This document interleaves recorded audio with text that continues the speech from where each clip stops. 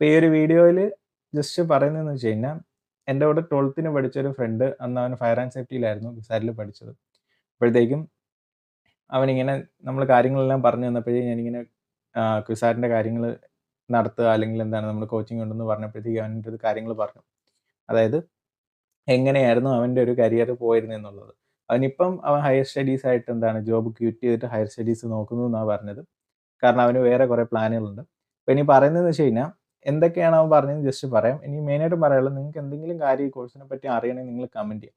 അപ്പോൾ കമൻറ്റ് ചെയ്യുമ്പോഴത്തേക്കും ഒന്നെങ്കിൽ ഞാൻ അവൻ്റെ അടുത്ത് ചോദിച്ചിട്ട് ഞാൻ വീഡിയോ ചെയ്യും, അല്ലെങ്കിൽ ഞാനൊരു പോഡ്കാസ്റ്റ് ആയിട്ട് ചെയ്യാം, അല്ലെങ്കിൽ ഇൻ്റർവ്യൂ ആയിട്ടോ അല്ലെങ്കിൽ കോൾ റെക്കോർഡിങ്ങോ എന്തെങ്കിലും അപ്ലോഡ് ചെയ്തിരിക്കും. അപ്പോഴത്തേക്കും എന്തെങ്കിലും അറിയണമെങ്കിൽ അവനും എൻ്റെ അടുത്ത് പറഞ്ഞത് നിനക്ക് എന്തെങ്കിലും അറിയണമെങ്കിൽ നീ ചോദിക്കുന്നുള്ളത്. അപ്പോൾ നിങ്ങൾക്ക് എന്തെങ്കിലും അറിയണമെങ്കിൽ നിങ്ങൾ എൻ്റെ അടുത്ത് പറഞ്ഞു കഴിഞ്ഞാൽ നമുക്കത് അവനുമായിട്ട് ഡിസ്കസ് ചെയ്തിട്ട് എന്തെങ്കിലും ഒരു കാര്യം ചെയ്യാം. അപ്പോൾ ഇനി എന്തൊക്കെയാണ് പറഞ്ഞതെന്ന് വെച്ച് കഴിഞ്ഞാൽ, ഒന്നാമത്തെ കാര്യം ഫയർ ഇൻസ്റ്റിറ്റ്യൂട്ട് നാഗ്പൂർ കഴിഞ്ഞ് കഴിഞ്ഞാൽ ക്യുസാറ്റ് ആണ് എന്നുള്ള രീതിയിലാണ് അവൻ പറഞ്ഞത്. അപ്പോഴത്തേക്കും അവിടെ ഫയർ മാത്രമേ ഉള്ളൂ, ഇവിടെ സേഫ്റ്റി ഡിവിഷനിൽ ക്യുസാറ്റ് തന്നെയാണ് മുന്നിൽ നിൽക്കുന്നതെന്നാണ് അവൻ പറഞ്ഞത്. അപ്പോഴത്തേക്കും ഒരു നാഷണൽ ലെവലിൽ നോക്കിക്കഴിഞ്ഞാൽ ടോപ്പിൽ നിൽക്കുന്നതാണ്. ഇനി പ്ലേസ്മെന്റിനെ പറ്റി പറഞ്ഞാൽ അവരുടെ ബാച്ചിൽ 60 പേരുണ്ടായിരുന്നതിൽ 55 പേരും പ്ലേസ്ഡായി എന്നാണ് പറഞ്ഞത്. പിന്നീട് പാക്കേജിനെ പറ്റി ചോദിച്ചു. ഇപ്പം പാക്കേജിനെ പറ്റി പറഞ്ഞതെന്ന് വെച്ച് കഴിഞ്ഞാൽ നിങ്ങൾക്ക് മിനിമം വന്നത് 4 ലക്ഷം, ഏറ്റവും കുറഞ്ഞത് 4 ലക്ഷം പെർ ആനുമാണ്. ഒരു പക്ഷേ എല്ലാവരും ഒരു 6 എബോവ് ആയിട്ടുള്ളത് എല്ലാവരും ഓപ്റ്റ് ചെയ്ത്. കാരണം ഒരാൾക്ക് 2 പ്ലേസ്മെന്റ് ഒക്കെ വെച്ച് കിട്ടും. അപ്പം മൾട്ടിപ്പിൾ ആയിട്ട് പാക്കേജ് കിട്ടും. അപ്പോൾ അതിൽ ബെസ്റ്റ് ആയിട്ട് ഇതൊക്കെ എടുത്തത്. അപ്പോൾ ഇവൻ ജോലി ചെയ്തിരുന്നത് ഓയിൽ കമ്പനിയിലാണ്, അതായത് പെട്രോളിയം റിലേറ്റഡ് ആയിരുന്നു. അപ്പോഴത്തേക്കും അവിടെയുള്ള കാര്യം എന്ന് വെച്ച് കഴിഞ്ഞാൽ ഒരു വലിയ ഒരു 4-5 ഷോറും ഓഫ് ഷോർ ഇങ്ങനെ കുറേ സംഭവങ്ങളുണ്ട്. അത് ഞാൻ അവൻ്റെ പോഡ്കാസ്റ്റ് ചെയ്യുമ്പോൾ കറക്റ്റായിട്ട് പറയാം, എനിക്കത് ഓർമ്മയില്ല അവൻ പറഞ്ഞത്.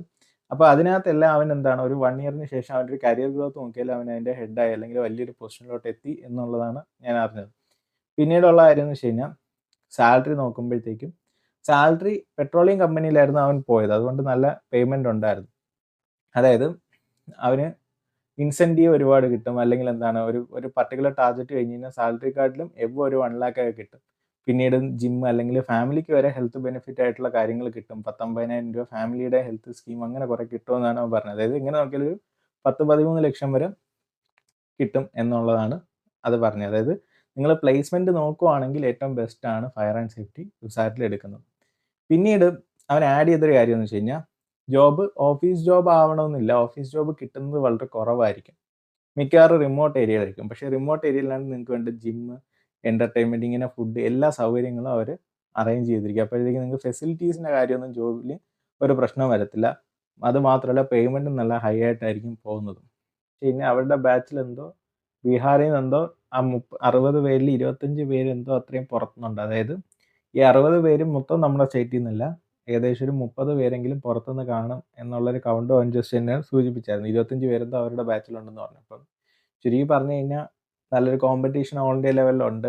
അതുമാത്രമല്ല ഈ ഒരു 25 അത്രയും വന്ന സ്ഥിതിക്ക് അവരുടെ ബാച്ചിൽ തന്നെ ഏകദേശം ഒരു 35 എത്രയോ പേരെ കേരളത്തിൽ നിന്ന് ഉണ്ടായിരുന്നു എന്നുള്ള രീതിയിൽ മനസ്സിലാക്കാം. അപ്പോൾ അത് ഇങ്ങനെയുള്ള കാര്യങ്ങൾ നിങ്ങൾക്ക് എന്തെങ്കിലും അറിയണമെങ്കിൽ ഒന്നെങ്കിൽ നമുക്ക് ലൈവായിട്ട് കാര്യങ്ങൾ നോക്കാം, ഇല്ലെങ്കിൽ നമുക്കൊരു പോഡ്കാസ്റ്റ് എന്തെങ്കിലും ഞാൻ അറേഞ്ച് ചെയ്യുന്നുണ്ട്.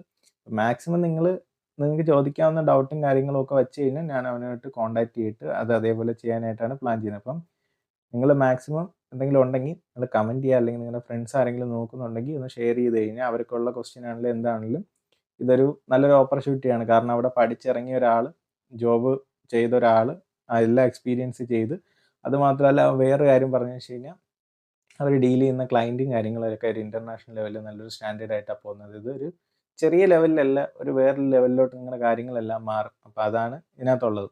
പിന്നെ ഫൈനലി അവൻ ആഡ് ചെയ്ത് നിർത്തിയതിൽ ഒരു കാര്യം കൂടി പറഞ്ഞ്, ഞാൻ നിങ്ങളുടെ എപ്പോഴും പറയുന്ന കാര്യം തന്നെ, കുറച്ച് എഫേർട്ട് ഇട്ട് കഴിഞ്ഞാൽ പഠിക്കാൻ പറ്റുന്ന ഒരു ആവറേജ് ആണെങ്കിലും നിങ്ങൾക്ക് കയറി പോകാൻ പറ്റും. അത് അവനും എൻ്റെ അടുത്ത് പറഞ്ഞ കാര്യം. അതായത് ഒരുപാട് വലിയ ഇതൊന്നുമില്ല, അത്യാവശ്യം പഠിച്ച് പോകണവർക്ക് അതിനുവേണ്ടി പ്രിപ്പയർ ചെയ്ത് കഴിഞ്ഞാൽ ജെഇ പോലെയൊന്നുമല്ല, മാത്സ് ഒക്കെ അത്യാവശ്യം നിങ്ങൾക്ക് പ്രാക്ടീസ് ഉണ്ടെങ്കിൽ ചെയ്യാവുന്നതേ ഉള്ളൂ. അപ്പോൾ ആ ഒരു കാര്യം അവനും എൻ്റെ അടുത്ത് ആഡ് ചെയ്ത കാര്യം തന്നെയാണ് ഞാൻ ഇവിടെ ആഡ് ചെയ്യുന്നത്.